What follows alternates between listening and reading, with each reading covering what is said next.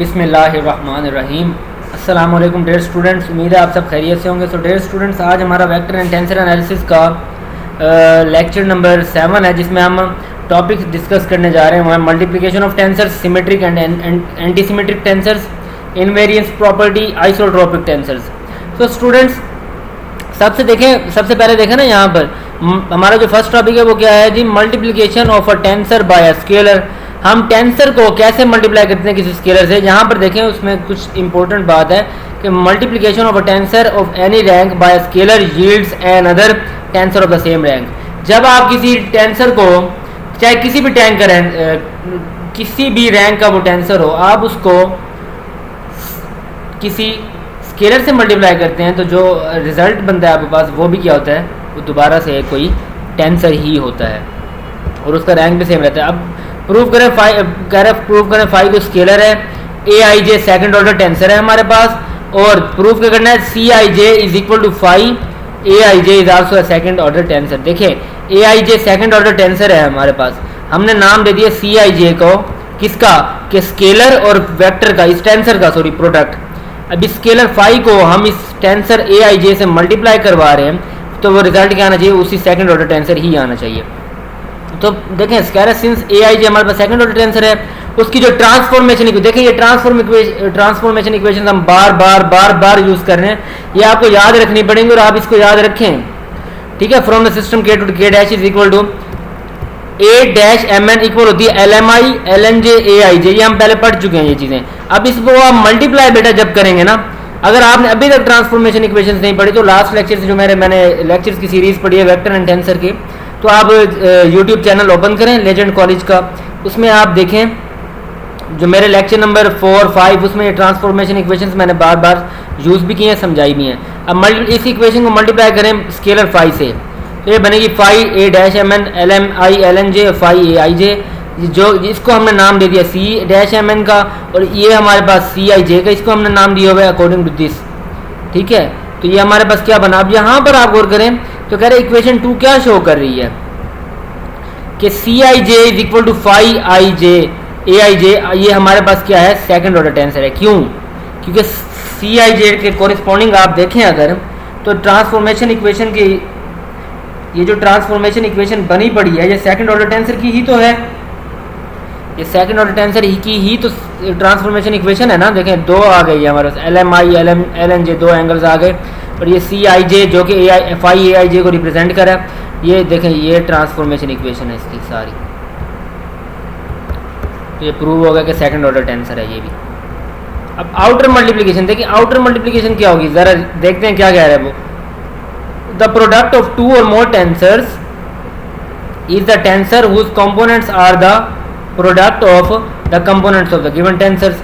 The order of a tensor product is clearly the sum of the orders of the given tensors. वो कह रहा है कि जब हम जो दो या दो से ज़्यादा टेंसर्स का जो प्रोडक्ट होता है वो एक ऐसा टेंसर बनता है जिसके जो कंपोनेंट्स होते हैं वो क्या होते हैं, जो टेंसर्स होते हैं गिवन टेंसर्स, उनके कंपोनेंट्स के प्रोडक्ट के बराबर होते हैं, ठीक है ना, उनके कंपोनेंट्स के प्रोडक्ट के बराबर होता है। तो और जो उसका ऑर्डर होता है वो क्या होता है, जो तमाम टेंसर्स हैं उनके तमाम के ऑर्डर के सम के इक्वल होता है। अब यहाँ पर देखें वो कह रहे हैं ए आई जे के और बी एम एन हमारे पास दो कार्टेशियन टेंसर्स हैं जिनका रैंक, इसका रैंक 3 है, आई जे के 3 इंडिसेस आ गए, इसमें 2 आए हैं तो ये 2 का इसका ऑर्डर है। प्रूव करें कि सी आई जे के एम एन इक्वल है ए आई जे के बी एम एन, ये भी टेंसर है किसका, रैंक 5 का, रैंक 5 का टेंसर है, ठीक है ना। अब यहाँ पर देखें ए आई जे के आपके पास क्या है, ए आई जे के और बी एम एन टेंसर्स हैं, तो उनकी इक्वेशन ऑफ ट्रांसफॉर्मेशन देखें ना जरा। इसकी बनेगी ए डैश पी क्यू आर, ये कोई नाम दे दिए पी क्यू आर, जैसे एम एन एल भी दे सकते हैं आप, या एम एन पी दे सकते हैं, या फिर ए डैश पी क्यू आर, और ये L P I L Q J L R के ए आई जे के इक्वल होगी, ये ए आई जे की transformation equation. Similarly B M N की ट्रांसफॉर्मेशन इक्वेशन ये है। अब यहाँ पर देखिए इसमें फ़र्क ज़ाहिर करने के लिए उसका नाम एस और टी रख दिया, आप पी क्यू भी रख सकते हैं, खैर हमने आप यहाँ पर एस टी ही रखें। तो यहाँ पर मल्टीप्लाई करेंगे इक्वेशन 1 और 2 को, तो हमारे पास बनेगा A dash P Q R B dash S T, left hand side और राइट हैंड साइड मल्टीप्लाई होंगी। इनको जब आप सॉल्व करेंगे ये बनेगा हमारे पास, देखें C dash P Q R S T, इसको नाम दे दिया, इसको नाम दे दिया C dash P Q R S T. और यहाँ पर देखें, यहाँ पर उसने क्या किया है, इसको नाम दे दिया ए आई जे के बी एम एन को, इसके मुताबिक नाम दे दिया सी आई जे के एम एन का। ठीक है, अब यहाँ पर ज़रा गौर करें, सी आई जे के एम एन तो रिप्रेजेंट करे ए आई जे के बी एम एन को, तो ये किस ऑर्डर का, देखें यहाँ पर ये 1 2, ये शॉर्टकट बता रहा हूँ, 3 4 5 कोसाइंस के एंगल आ गए हैं यहाँ पर। इसका इसका रैंक क्या होगा, इसकी ट्रांसफॉर्मेशन इक्वेशन में 5 एंगल आ गए, तो इसका मतलब 5 ही हमारे पास, ये 5 ऑर्डर का 5 रैंक है इस टेंसर का। ठीक है ना, तो ये आपने प्रूव करना था बेसिकली। उनके प्रोडक्ट 2, एक टेंसर का प्रोडक्ट क्या था, एक टेंसर का रैंक था 3, दूसरे टेंसर का रैंक 2 था, दोनों का मल्टीप्लाई किया तो जो हमारे पास टेंसर बना वो हमारे पास रैंक 5 का बना। ये मल्टीप्लाई करके भी आपको दिखाया है।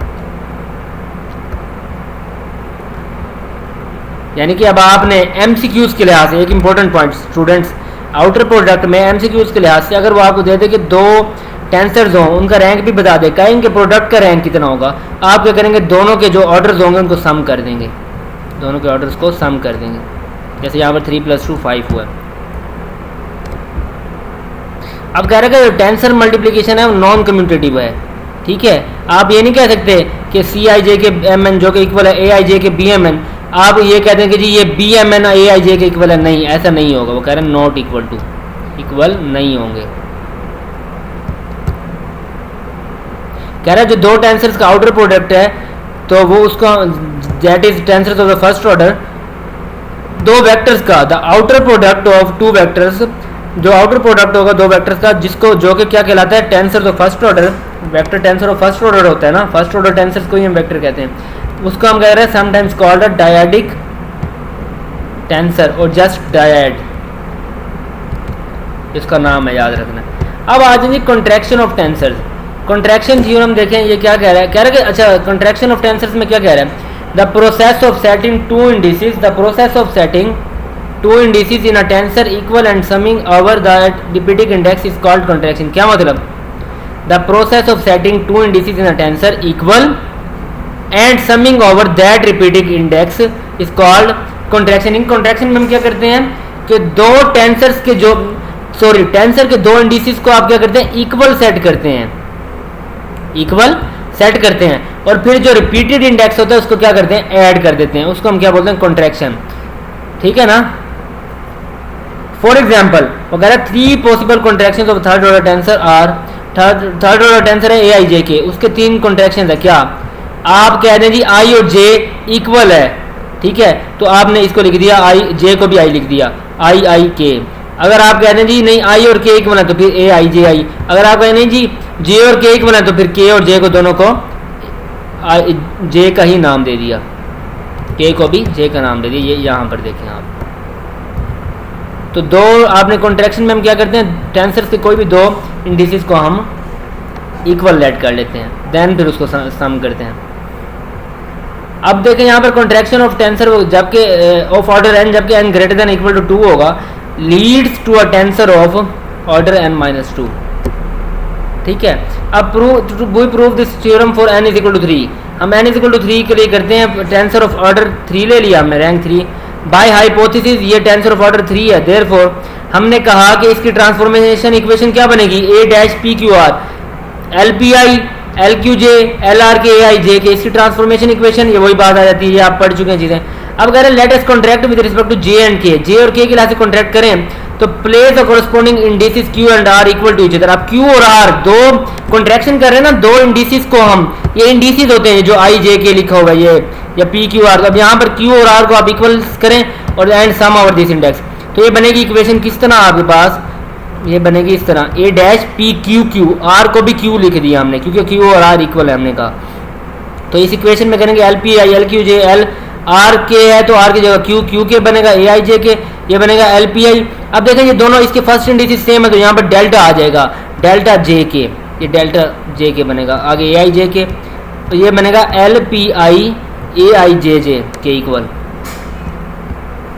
ए आई जे जे के इक्वल। ये इसको सॉल्व करके बना रहे हैं, इस तरह की चीज़ें भी हम कर चुके हैं। अब ये कह रहे जो कि शो करे बी आई बराबर है ए आई जे जे, ये टेंसर है रैंक 1 का, दैट इज़ अ वेक्टर,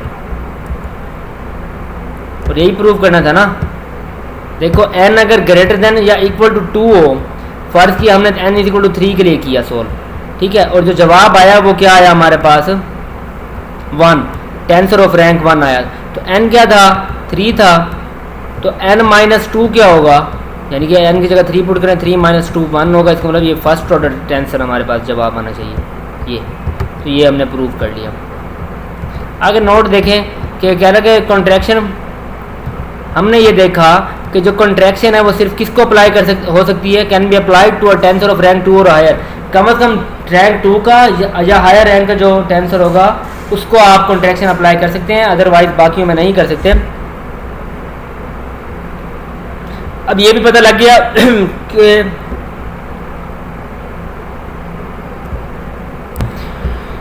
जी, तो यानी कि अगर हम किसी 2 या 2 से बड़े ऑर्डर के टेंसर की कॉन्ट्रैक्शन करें तो इट मीन्स कि वो हमारे पास जो रिजल्टिंग टेंसर आएगा वो क्या होगा n-2 ऑर्डर का होगा। उस n में से 2 को माइनस करेंगे तो वो ऑर्डर, इसका मतलब जो हमने प्रूफ किया है वो हमारा क्या होता है, इस प्रूफ पे पूरा उतरता है। अच्छा, और अगर आप 4 या 4 से ग्रेटर टेंसर की करेंगे कॉन्ट्रैक्शन तो n-4 का आएगा।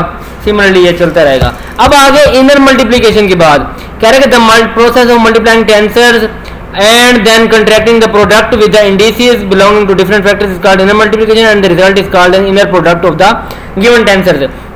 यानी कि इनर मल्टीप्लिकेशन में क्या करेंगे, सबसे पहले आउटर मल्टीप्लिकेशन करेंगे, वैसे ही करेंगे, मल्टीप्लाई करेंगे टेंसर्स को और फिर उनको जो प्रोडक्ट होंगे ना उनको कॉन्ट्रैक्ट करेंगे with respect to the indices. उसके लिए फॉर एग्जांपल आप देखें यहाँ पे कह रहे हैं एक्सप्रेशन है AI BIK is the inner product of the tensors AI and BJK, ठीक है। अब यहाँ पर हमने अब ये AI और BJK को अगर आप मल्टीप्लाई करें तो ये फॉर्म बनती है AI BJK, ठीक है। तो यहाँ पर J और I को इक्वल सेट करें, कॉन्ट्रैक्शन करें, ठीक है ना। प्रोडक्ट जो प्रोडक्ट बनेगा उसमें आप कॉन्ट्रैक्शन करेंगे। यहाँ पर J की जगह J और I को अगर मैं इक्वल लिख दूँ दो इंडिसेस को तो ये बनेगा मेरे पास I की B की जगह भी ये बनेगा AI और BJ की जगह बनेगा BI और आगे K एज इट इज। तो ये इनर प्रोडक्ट की बात करें। सिमिलरली वो कह रहे हैं AI BI जो है इनर प्रोडक्ट है दो वेक्टर्स का AJ और BJ का, ठीक है। अब आगे यहाँ पर देखें क्या कह रहा है कि इनर प्रोडक्ट जो होता है दो वेक्टर्स का, क्या कह रहे हैं, अगर हम थर्ड ऑर्डर टेंसर या टेंसर ऑफ रैंक 3 और टेंसर ऑफ रैंक 2 को मल्टीप्लाई करें तो शो करें कि उनका जो रिजल्टिंग जो इनर प्रोडक्ट होगा वो टेंसर होगा ऑफ रैंक 3+2, यानी कि उन दोनों के रैंक्स को ऐड करें 3+2 और माइनस कर दें उनमें से 2 को, तो जो जवाब आएगा वो बनेगा 3, तो थर्ड ऑर्डर टेंसर होगा वो। तो ये अब इनको मल्टीप्लाई करें, या इनकी ट्रांसफॉर्मेशन इक्वेशन है वैसे ही है सारा काम। अब इन दोनों को मल्टीप्लाई करें तो ये बनेगा इस फॉर्म में। आगे ज़रा देखें इसको सिंप्लीफाई जब आप करेंगे तो ये जो जवाब आएगा आपके पास बेटा ये क्या बनेगा, थर्ड ऑर्डर टेंसर। देखो ना LQJ LRKL TN 3 cosine angles आ रहे हैं आपके पास, तो इसको खैर आप इस तरह सॉल्व करेंगे। करोलरी देखें ज़रा, inner product AI BI of two vectors AI and BJ is a tensor of rank 0 that is a scalar. ये रैंक 0 का है, for this reason AI BI is called a scalar और dot product of A and B। ये 0 rank है, 0 rank का tensor है, इसका मतलब इसको हम क्या बोलेंगे, स्केलर या डॉट प्रोडक्ट। ये भी याद रखना। जनरलाइजेशन में देखें इनका, अभी जनरल देखें, अभी जो फॉर्मूले की मैंने बात की थी ना आपको, यहाँ पर वही कह रहा है कि अगर ये हमारे पास A कोई टेंसर है I1 I2 अप टू सोन IM, B है J1 J2 अप टू सोन JN, are two tensors of rank M and N respectively. इसका रैंक M है, इसका रैंक N है, जनरल फॉर्म की बात कर रहे हैं। तो उनका जो इनर प्रोडक्ट होगा उसका फॉर्म, उनका जो इनर प्रोडक्ट का जो टेंसर होगा वो क्या बनेगा, is the tensor of rank M+N-2। M+N दोनों के रैंक्स को ऐड करेंगे और उनमें से 2 को माइनस कर देंगे, जो भी मैंने अभी आपको थ्योरम में बताया भी है, ठीक है ना। ये स्लाइड पीछे करके दिखा देता हूँ। इसकी बात यहाँ पे जो बात हुई है वो इसी फार्मूले के तहत हुई है, तो इसको आपने बेटा करना है। उसके बाद थ्योरम देखें, यहाँ पे एग्जांपल यहाँ पे यही कह रहा है। ये अब आप लोग ना इसमें देखें, मैं थोड़ा सा ओवरव्यू दे देता हूँ इसका आपको, कि inner product of a quantity x with an arbitrary tensor is itself a tensor. कि किसी क्वांटिटी x का किसी टेंसर के साथ प्रोडक्ट लें तो वो भी क्या आता है, वो प्रोडक्ट भी क्या होता है, टेंसर होता है। Then x is also tensor, और फिर x भी क्या बन जाएगा, टेंसर होगा। अब एग्जाम्पल देखें, इस थ्योरम को इलस्ट्रेट करने के लिए, मजीद एक्सप्लेन करने के लिए वो एग्जाम्पल ले रहे हैं AIJ BJ। ये वेक्टर है, और बीजे क्या है, कोई आर्बिट्रेरी वेक्टर है। ठीक है, प्रूव करें कि टू सफिक्स सेट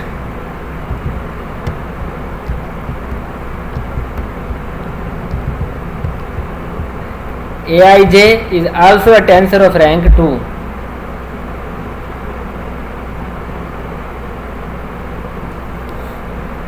ठीक है, then prove that the two suffix set Aij is also a tensor of rank 2। तो जो Aij है वो भी रैंक 2 का टेंसर होगा। अब यहाँ इसके Aij Bj के प्रोडक्ट को नाम दे दिया Ci का, Cp डैश क्या होगा इसका ट्रांसफॉर्मेशन, यानी कि K डैश सिस्टम में उसको A dash PQ BQ dash का नाम दे दिया। अब यहाँ पर देखें ये सिस्टम K के कंपोनेंट्स हैं, ये सिस्टम K डैश के हैं, और यहाँ पर बात कर रहे हैं कि हम Cp डैश की, ये Cp डैश इक्वल होगा LPi Ci। ये फर्स्ट ऑर्डर टेंसर की जो ट्रांसफॉर्मेशन इक्वेशन है उसके तहत लिखा है, ये सेकंड ऑर्डर टेंसर की ट्रांसफॉर्मेशन इक्वेशन बन गई। APQ डैश और BQ डैश ये बनेगा LPi Aij Bj। ठीक है ना। फिर इनको आपने क्या करना है, Bj को वो कह रहे हैं आर्बिट्रेरी आपके पास वेक्टर है, ठीक है ना, तो उसको आपने बेटा क्या करना है, हमें हमारे पास ये भी फार्मूला है BQ डैश LQJ और BJ के इक्वल है, तो BJ को आप लिखेंगे LQJ BQ डैश के। ठीक है ना, ये इसकी ट्रांसफॉर्मेशन इक्वेशन होगी। अब फ्रॉम इक्वेशन 1 और 2 से अगर आप देखें वो क्या कह रहे हैं कि APQ BQ डैश जो इक्वल होगा वो LPi LQJ Aij BQ dash के। और आगे देखें इसको क्या कर रहा है, वो आगे कर रहा है जी, इनमें से कॉमन ले रहा है BQ डैश को, इसको लेफ्ट हैंड साइड पे ले जाएं, ये माइनस हो जाएंगी सारी टर्म्स, और फिर क्या होगा कि BQ डैश दोनों में कॉमन आएगा, दो टर्म्स में से तो कॉमन ले लिया और इक्वल कर दिया सेट इसको 0 को, क्योंकि राइट हैंड साइड पे 0 बच जाएगा आपका। तो फिर जब आप 0 के इक्वल सेट करेंगे, ये देखें वो कह रहा है कि यहाँ पर BQ डैश, क्योंकि जैसे कि BJ आर्बिट्रेरी वेक्टर, इसी तरह BQ डैश भी कोई वेक्टर है, तो वो 0 के इक्वल तो ना हुआ, तो फिर अबव रिलेशन सिर्फ पॉसिबिलिटी क्या है कि ये चीज़ आपके पास इक्वल होगी 0 के, और इसके मुताबिक अगर इसको राइट हैंड साइड पे शिफ्ट करो, जवाब आएगा A dash PQ equals to LPi LQJ Aij, जो कि शो करेगा ये सेकंड ऑर्डर टेंसर है, Aij सेकंड ऑर्डर टेंसर है। इसकी जनरलाइजेशन में वही कह रहा है।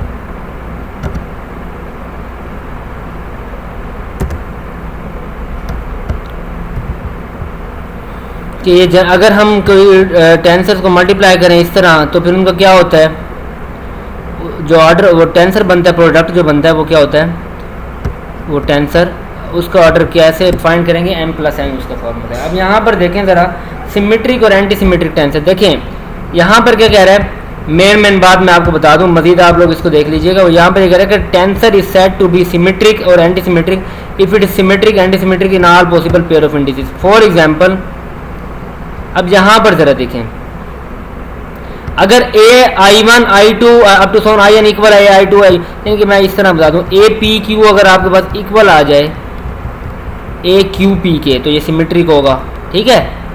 और अगर इक्वल ना है, अगर माइनस के इक्वल है APQ इक्वल आ जाए माइनस ऑफ AQP, देन आप कहेंगे ये एंटी सिमेट्रिक होगा। या जैसे वो कह रहे हैं कि इनर्शिया टेंसर है, स्ट्रेस टेंसर है, स्ट्रेन टेंसर है, ये क्या है, सारे सिमेट्रिक हैं। जो स्पिन टेंसर है वो एंटी सिमेट्रिक है।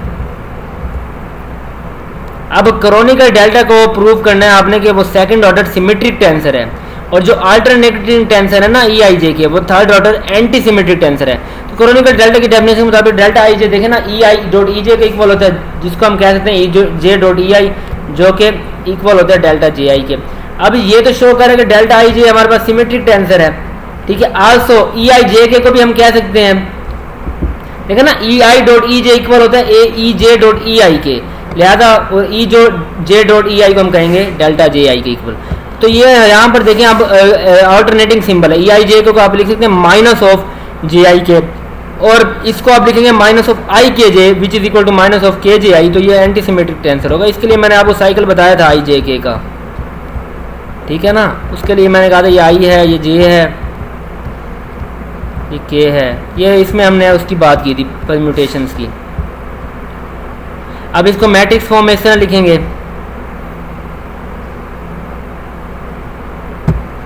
उसके बाद आप आ जाएं जी, prove that every second order tensor can be represented uniquely as a sum of the symmetric and an anti symmetric tensor. कह रहा है कि कोई हर सेकंड ऑर्डर टेंसर को हम as a sum of symmetric and anti symmetric tensor represent कर सकते हैं। अब ए आई जे हमारे पास कुछ सेकंड ऑर्डर टेंसर है, इसको रिप्रेजेंट करना है as a sum of symmetric and anti symmetric tensor. इसको हम लिख सकते हैं ए आई जे को 1/2 ए I J plus A I J plus 1/2 A I J minus A J I plus ए जे आई, ठीक है ना। अब ये इसको नाम दे दिया अब इस टर्म को बी आई जे का, और ये इसको दे दिया सी आई जे। अब अच्छा इनको सोल्व करें ना, वापस यही फॉर्म बनेगी, ए आई जे ही आएगा आपके पास ना। इसको ज़रा गौर करें आप एलसीएम लेके। अब यहाँ पर देखें बी आई जे इसके इक्वल है, ये हमने नाम दिया, तो ये तो कह रहा है कि बी जे आई के इक्वल है। ये तो देखा ना, आप कहेंगे ए आई जे प्लस ए जे आई को हम कह सकते हैं ए जे आई प्लस ए आई जे, जो का इक्वल है बी जे आई, ये सिमेट्रिक हो गया। सी आई जे क्या है, सी आई जे है 1/2। अब क्योंकि सी आई जे में माइनस आ गया है तो सब्ट्रैक्शन तो इनकी सेम नहीं होगी, तो फिर इसका माइनस बार कॉमन लेंगे, तब आप कहेंगे कि ए जे आई minus A I J equal है, ये इक्वल है -1/2 ए जे आई माइनस ए आई जे। ए जे आई को पहले लिख दिया, फिर उसको बाद में उसके साथ प्लस आ गया, उसके साथ माइनस आ गया, ठीक है। अब उसके बाद जरा आप देखें, अब ये तो बना हमारे पास माइनस बार एज इट इज, और अंदर वाला टर्म सी जे आई के इक्वल बने, तो माइनस ऑफ सी जे आई, ये एंटी सिमेट्रिक है। ये आप लोग करेंगे तो इंशाल्लाह ये आप सोचेगा। आगे है इनवेरियंस। अगर कह रहा है कि कोई टेंसर सिमेट्रिक है, if a tensor is symmetric or anti-symmetric with respect to a pair of indices in one coordinate system, then it has the same property in any other coordinate system। अगर कोई tensor, ये क्या कह रहा है, invariance की बात क्या कर रहा है, इनवेरियंस मतलब तब्दीली नहीं आएगी, किस में नहीं आएगी। देखें, अगर कोई टेंसर बेटा सिमेट्रिक या एंटी सिमेट्रिक है एक पेयर ऑफ इंडिसेस में, एक कोऑर्डिनेट सिस्टम, फर्स्ट के एक कोऑर्डिनेट सिस्टम में के में वो सिमेट्रिक है या एंटी सिमेट्रिक है, तो के डैश जो कि दूसरा कोऑर्डिनेट सिस्टम होगा उसमें भी वो सिमेट्रिक या एंटी सिमेट्रिक होगा, उसका बिहेवियर चेंज नहीं होगा। उसके लिए वो कह रहे हैं कि यहाँ पर ए आई जे के सिमेट्रिक इन, अब लेट कर लिया ए आई जे के थर्ड ऑर्डर टेंसर है हमारे पास, इसको हमने लेट कर लिया कि अगर ये आई और जे इंडिसेस में सिमेट्रिक हो तो आप फिर ए आई जे के को लिख सकते हैं ए जे आई के, क्योंकि यहाँ पे आई जे इक्वल होगा जे आई के, ठीक है ना, आई जे आई के इक्वल होगा, के वैसे ही रहने देंगे क्योंकि हमने कहा कि ये सिमेट्रिक है आई और जे में। तो फिर इनकी ट्रांसफॉर्मेशन इक्वेशन देखें ना, A dash M N P, क्योंकि थर्ड ऑर्डर टेंसर है, इक्वल आएगी L M I L N J L P K A I जे के, जो कि आप देखें ए आई जे आई के इक्वल आ जाएगा। तो यहाँ पर इसको मजीद सोल्व करेंगे तो ये क्या बनेगा, L N J L M I L P K, ये इक्वल आ जाएगा A dash N M P. अब एन वाली को पहले लिख दिया, एम वाली को बाद में, तो ये अब ए डैश एन एम पी के इक्वल आ गया। अब ए डैश एम एन पी जो कि ये रेक्टेंगुलर कोऑर्डिनेट सिस्टम के डैश का ये मेंबर्स हैं, ये डैश की बात आ गई है ना, तो दूसरा कोऑर्डिनेट सिस्टम है। अब ये भी यहाँ पर भी हमने देखा कि इसके ट्रांसफॉर्मेशन इक्वेशन में देखा A dash M N P A dash N M P के इक्वल आ गई है, तो ये भी सिमेट्रिक हुआ, ठीक है। इसी तरह आप एंटी सिमेट्रिक के केस में कह रहे हैं कि अगर टेंसर एंटी सिमेट्रिक हो तो हम शो कर सकते हैं कि वो minus A dash N M P के इक्वल होगी। अब यहाँ पर देखें fundamental property of tensor equations,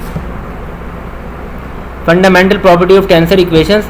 तो टेंसर इक्वेशन की फंडामेंटल प्रॉपर्टी में देखें, a tensor equation which holds in one coordinate system holds in every coordinate system such that is the form of a tensor equation remains the same in every rectangular coordinate system। यानी कि जो tensor equation की form है वो हर coordinate system में same रहती है। वो कह रहा है कि सिंपल टेंसर इक्वेशन लें, ए आई बी आई जे के इक्वल है सी जे के, ये टेंसर इक्वेशन है। अब यहाँ पर देखें ए आई बी आई जे के सी जे के ये सारे रिप्रेजेंट करें components of the three tensors with respect to the system के। हमने प्रूव करना है इक्वेशन 1 की यही फॉर्म सिस्टम के डैश में भी है, यानी कि हर सिस्टम में उसकी फॉर्म सेम ही रहेगी। तो इक्वेशन 1 को मल्टीप्लाई करें L M J L N K से, L M J L N K से मल्टीप्लाई किया लेफ्ट हैंड साइड से भी राइट हैंड साइड से भी, तो आई जे के डमीज हैं क्योंकि रिपीट हो रहे हैं, डमी इंडिसेस हैं। उसके बाद देखें यहाँ पर